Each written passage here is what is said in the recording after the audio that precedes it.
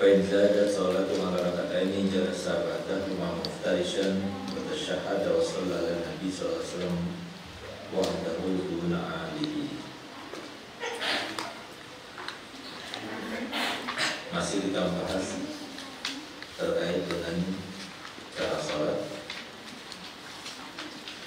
Dan jikalau pelaksanaan salat itu di atas 2 rakaat, maka hendaknya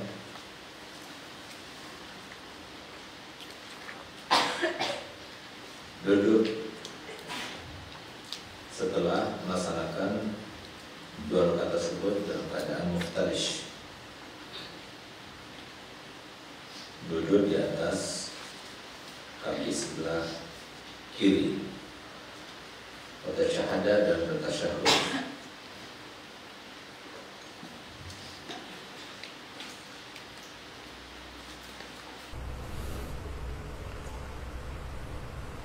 Wassallallahu Nabi Sallam, dan baca salawat kepada Nabi Sallam wahdahu, hanya kepada Nabi, duna alih, dan tidak membaca kepada keluarga, dengan alasan karena terlalu panjang katanya. Walaupun sebagian ulama mengatakan hanya membaca kepada keluarga terlalu panjang, sebenarnya tidak terlalu panjang. Allahumma shalli ala Muhammad wa ala alihi, begitu aja. Tapi sebagian ulama mengatakan Allahumma shalli ala Muhammad Allahumma shalli ala Muhammad langsung berdiri. Tapi sebagian ulama menentang dan mengatakan tetap disunahkan, karena Nabi SAW yang mencegah, yang melarang kita membaca salawat dengan cara salawat yang batrah.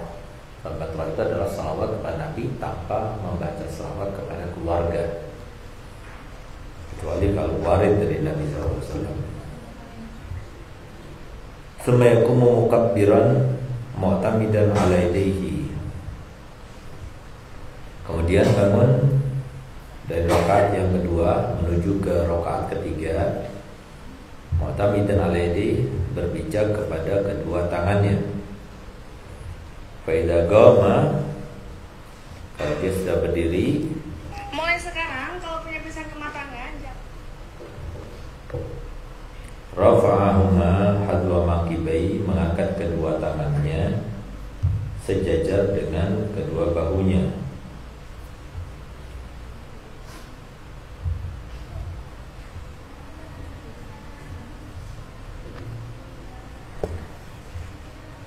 Wa yusalli ma baqiya katsaniya illa fil jahri was surah. Kemudian salat yang kedua, salat yang ketiga dan keempat sama seperti salat yang pertama dan kedua, kecuali di dalam mengeraskan suaranya, tidak disunahkan untuk mengeraskan suaranya. Dan kecuali di dalam membaca surat, tidak disunahkan untuk membaca surat, karena rakaat pertama disunahkan untuk lebih panjang daripada kedua. Rakaat kedua lebih panjang dari rakaat ketiga, dan rakaat ketiga lebih panjang daripada rakaat keempat, sehingga pada rakaat ketiga dan keempat tidak disunahkan membaca surah. Wa yajuzu fi akhir salati li tasyahhudi mutawarrikan. Kemudian di akhir salatnya hendaknya dia duduk dengan cara tawarruk. Apa tawarruk? Dengan meletakkan pantatnya itu duduk di atas tanah langsung, tidak duduk di atas kaki yang sebelah kiri, tapi duduk langsung di atas tanah. Itu namanya tawarruk. Yafrisu yusrahu wa yansibu yumnahu, yaitu sekiranya kaki sebelah kirinya itu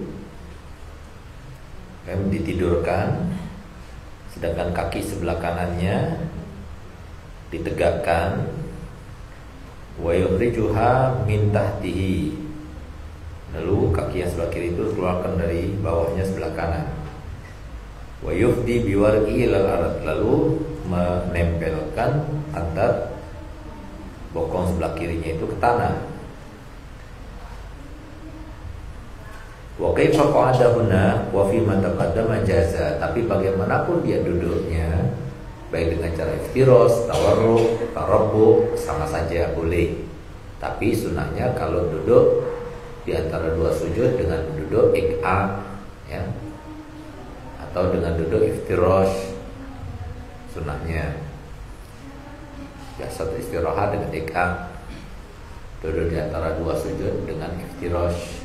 Begitu pula tasyahud yang awal. Kemudian kalau tasyahud yang akhir dengan duduk tawarruk, ya.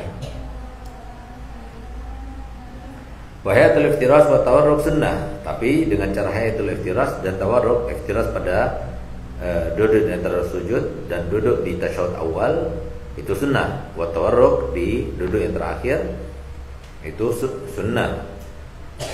Pokoknya tawarruk itu adalah setiap duduk yang berakhir salam, sunnah tawarruk. Setiap duduk yang tidak berakhir dengan salam, sunnah iftiras. Itu aja. Sedangkan jalsatul istirahah sunnah untuk duduk dengan cara iqa. Wa yaftarisul masbuq fi akhir salatil imam wa yatawarraqu akhir salati nafsihi. Sedangkan kalau ada salat masbuq itu yang mendapati imam tapi tidak sempurna salatnya bersama imam, sehingga dia harus menambah 1 rakaat, 2 rakaat atau 3 rakaat gitu. Pokoknya harus menambah, tidak sempurna salatnya bersama imam. Nah, dia kan mendapat imam dengan duduk atau ruku atau sujud atau dalam keadaan duduk tasyahud misalnya. Gimana dia duduknya? Duduknya dengan cara iftirash. Nanti ketika dia itu tasyahud akhir baru dia tawarruk. Walaupun imamnya sedang dalam keadaan tawarruk gitu. Karena bagi imam dia sedang tasyahud akhir, bagi dia tawarruk, tapi bagi makmum yang masbuk itu walaupun itu masuknya rakaat pertama atau kedua atau ketiga, pokoknya bukan duduk akhir bagi dia, maka duduknya tetap duduk tasyahud, duduk iftirash, bukan duduk tawarruk. Karena duduk tawarruk itu perinciannya atau definisinya adalah setiap duduk yang berakhir dengan salam sunnah untuk duduk tawarruk. Ini bagi dia bukan akhir salam, karena harus nambah 1 rakaat lagi atau 2 rakaat lagi atau 3 rakaat lagi, sehingga duduknya jangan duduk tawarruk, karena sunnahnya masih duduk iftirash. Wa kadza yaftarishuhuna man alaihi sujud sahwi. Itulah sujud sahwi. Ini duduk tasyahud yang akhir, tapi maksudnya dia masih harus sujud sahwi. Berarti kan tidak berakhir dengan salam, kan masih ada sujud sahwi kan? Nah, maka duduknya iftirash dulu. Nanti setelah sujud sahwi baru kemudian duduknya duduk tawarruk, baru kemudian salam. Pokoknya setiap duduk yang berakhir dengan salam tawarruk. Tapi kalau tidak berakhir dengan salam, tasyahud iftirash gitu. Wa idza sajada tawarraka wa sallama. Wa yad'u fi tasyahudain yusrahu ala fakhidai. Kemudian di dalam dua duduk tasyahud, baik itu tasyahud yang pertama maupun tasyahud yang kedua, tangan yang sebelah kirinya itu berada di fakhidai, di pahanya, inda tarafi rukbatai, di ujung paha yang mendekati kepada lututnya. Mabsutatan, enggak ada mabsutah. Ini madmumah, mabsutah. Terbentang gini. Wa yaghbidu yumnahu, begitu pula yang sebelah kanan, tapi yang kanan itu maghbudah gini. Kecuali ini, maghbudah. Wa yarsil musabbiha, tapi musabbiha jangan maghbudah. Semua maghbudah kecuali musabbiha gini. Nah, tapi enggak diangkat. Diangkatnya kapan? Ketika illallah baru diangkat. Wa itu ibhamahu ala harfiha. Ibham taruh di ujungnya sini. Atau taruh sini. Ketika illallah baru diangkat.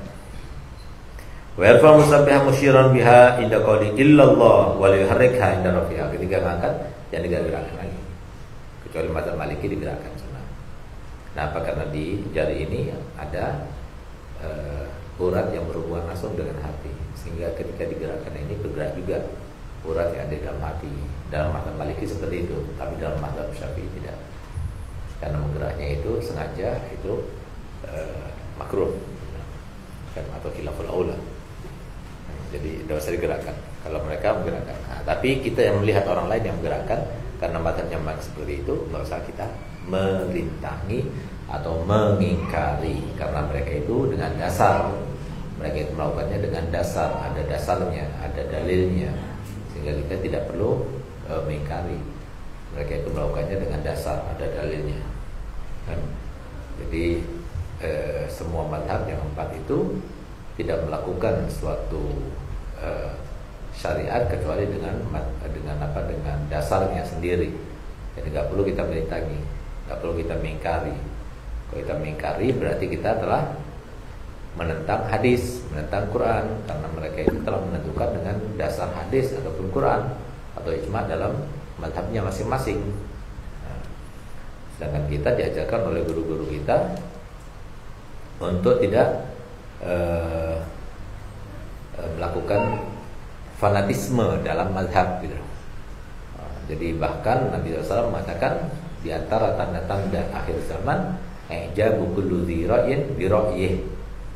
Setiap orang itu merasa bahwasanya pendapatnya itulah yang paling benar. Jangan. Yang paling benar itu adalah Quran, yang paling benar itu adalah hadis sesuai dengan pengetahuan Allah dan Rasulnya. Oleh karenanya disebutkan di sini amanna billah wa bima amanna billah wa amanna bima bi Rasulillah. Jadi dengan apa yang diketahui oleh Rasulullah, bukan apa yang kita ketahui, karena kita nggak bisa mengetahui dengan maksudnya apa yang dimaksudkan dengan Allah Ta'ala kecuali Allah sendiri yang mengetahui. Kita nggak bisa menjangkau sampai kepada apa yang diingini atau diketahui oleh Allah Ta'ala secara sempurna, nggak bisa. Nah, sehingga kemudian Nabi SAW menjelaskan dalam hadisnya sahih, ikhtilafu ulama'i ummati rahmah. Jadi perbedaan ulama umatku itu adalah rahmah. Nah, jadi biarkan perbedaan pendapat ulama itu adalah sebuah rahmah, kasih sayang. Jadi kalau enggak adanya perbedaan ulama itu jadi rahmah bagi yang lainnya. Ya, mungkin dalam mazhab kita sulit untuk melaksanakannya, tapi ada mazhab lainnya. Itulah gunanya kaidah al-awam la mazhabalah gitu. Jadi nggak usah kita fanatis pokoknya mazhab Syafi'i yang paling sah, mazhab Syafi'i paling benar, selain mazhab Syafi'i tidak benar. Nggak boleh kita punya etikat demikian, karena mazhab Syafi'i itu bukan hadis, mazhab Syafi'i itu bukan Al-Quran. Mazhab Syafi'i itu berdasarkan Quran dan hadis, benar. Nah, begitu pula mazhab-mazhab yang lainnya juga berdasarkan hadis dan Quran. Nggak bisa kita katakan salah, karena semua sama-sama berdasarkan hadis dan Quran. Cuma berbeda istimbatnya, pemahamannya berbeda-beda. Menurut pemahaman Imam Syafi'i begini, menurut Imam Abi Hanifah begini, menurut Imam Malik begini, menurut Imam Ahmad bin Hanbal begini, gitu. Nah, mereka itu beristihad, sehingga jangan sampai disalahkan ijtihad mereka. Kalau mereka itu ijtihadnya bertepatan dengan benar, maka dapat 2 pahala. Tapi kalau salah, tetap dapat pahala gitu. Jadi siapapun yang berdasarkan ijtihad maka tidak salah. Jadi nggak ada yang salah. Yang mazhab Syafi'i, yang mazhab Maliki, mazhab Ahmad bin Hanbal, asalkan sesuai dengan satu mazhab daripada 4 mazhab itu nggak ada yang salah, semua benar. Jadi jangan fanatik mazhab, jangan gitu. Jadi silakan kita itu berpegangan dengan mazhab masing-masing, tapi jangan merasa bahwa mazhabnya saja yang benar, yang lainnya salah. Jangan, kita nggak boleh mempunyai keyakinan seperti itu gitu. Nah, sama seperti kita punya guru, kita menganggap guru kita adalah yang paling alim, silahkan, tapi jangan sampai kita mengurangi harkat dan wibawa serta marwah guru yang lainnya. Kenapa kita itu menganggap guru kita adalah yang paling alim, yang paling bijak, yang paling segalanya? Silahkan, itu adalah hak dari setiap murid, dan itu untuk membesarkan manfaat dan madat yang kita dapatkan daripada guru kita. Karena al-madat fil masyad. Nah, silahkan. Nah, tapi jangan sampai dengan kita itu membesarkan guru kita, di dalam etikat kita, hati kita, keyakinan kita, kemudian kita mengurangi guru yang lainnya. Jangan. Jadi guru kita yang paling besar, kemudian yang lainnya kecil, jangan. Jadi guru kita, menurut kita paling besar, guru yang lainnya menurut murid-muridnya sama besarnya. Nah, gitu caranya. Jadi jangan kita merendahkan orang lain hanya karena kita itu membesarkan guru kita. Jangan kita merendahkan mazhab lain hanya karena kita membesarkan mazhab kita. Jangan. Nah, jadi seperti itu. Ya.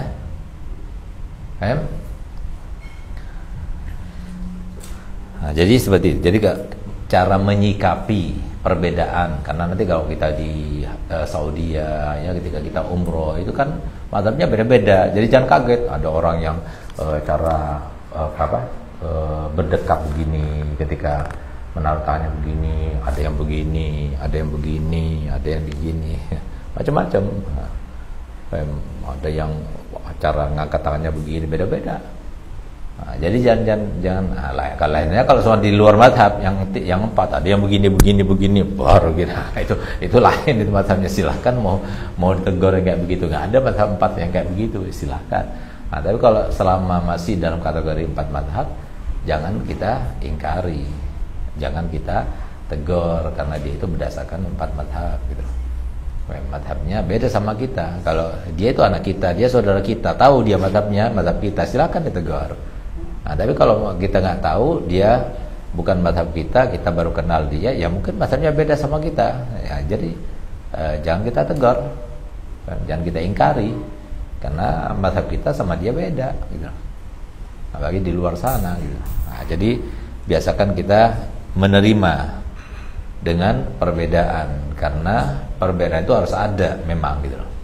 Jadi biasakan kalau kita sudah bisa menerima perbedaan, ya, dari hal yang kecil kita bisa menerima perbedaan, maka kita akan menjadi orang yang bijak. Tapi kalau kita tidak bisa menerima dengan adanya perbedaan di antara kita, maka kita akan menjadi orang yang tidak bakal bijak, gitu. Jadi kebijakan, ketoleranan itu akan ditentukan dengan kita bisa saling mengerti atau tidak. Saya mengerti itu kalau kita bisa menerima dengan perbedaan. Jadi setiap orang itu pasti berbeda, cara menyikapi itu berbeda. Biasa saja. Anda mengatakan ini bagus, ente mengatakan nggak bagus, nggak bisa. Kamu harus bilang bagus karena Ustaz bilang bagus. Oh, nggak bisa, Ustaz paksakan begitu. Kamu kan murid Anda nggak ridho kalau ente nggak bilang nggak bagus, nggak bisa begitu. Nah, ini kan hal-hal yang biasa. Kenapa nggak sampai nggak ridho gitu? Ini kan kecuali kalau Soman nggak ridho kalau ente keluar akidah, itu bahaya akidah itu. Akidah bisa kafir kalau lain akidahnya. Anda nggak ridho kalau kalian itu keluar agama, itu nggak apa-apa. Nah, tapi kalau sama anda nggak ridho kalau ente keluar mazhab, nggak jadi masalah. Silahkan mau mazhab yang mana saja, tapi tekuni. Ente harus lazimi. Nggak apa-apa, ini mau bermazhab Syafi'i, mau mazhab Maliki, mazhab Hanifah, nggak jadi masalah. Anda tetap ridho.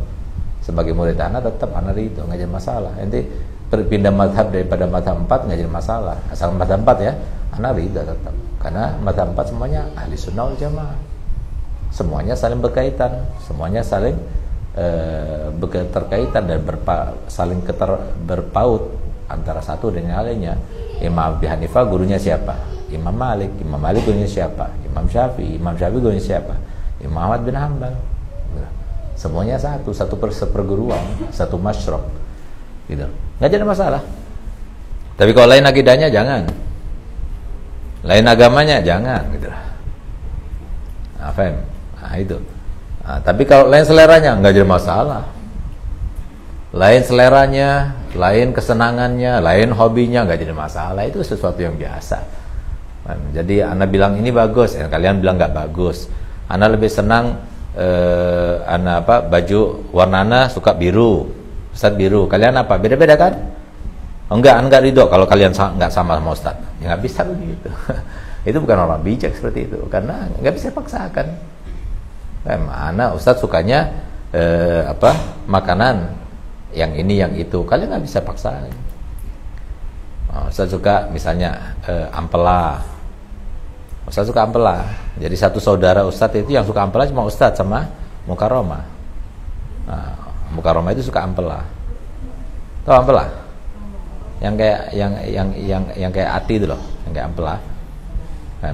Sama kalau di kambing atau di sapi itu jantung. Gitu. Itu sukanya Ustaz. Nah, Abu Yazid tidak suka, yang lainnya tidak suka, Ustaz tidak suka gitu. Sama beliau suka gitu. Ustaz paksakan harus, karena sama-sama anaknya mukarramah harus suka. Nggak bisa kita maksain gitu, nggak bisa. Ustaz suka main bola, Abu Yazid suka, nggak suka. Nggak bisa Ustaz paksakan. Anaknya Ustaz semuanya suka main bola, tapi ya Salim nggak suka. Mau dipaksain nggak bisa, sudah paksa nggak bisa juga.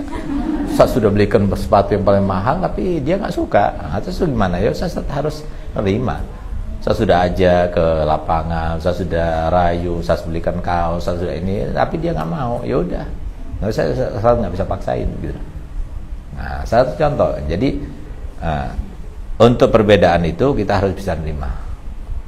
Untuk menerima makhluk sesama makhluk sosial itu paling sedikit minimalnya kita harus bisa menerima perbedaan. Dan itu paling minimalnya. Kenapa?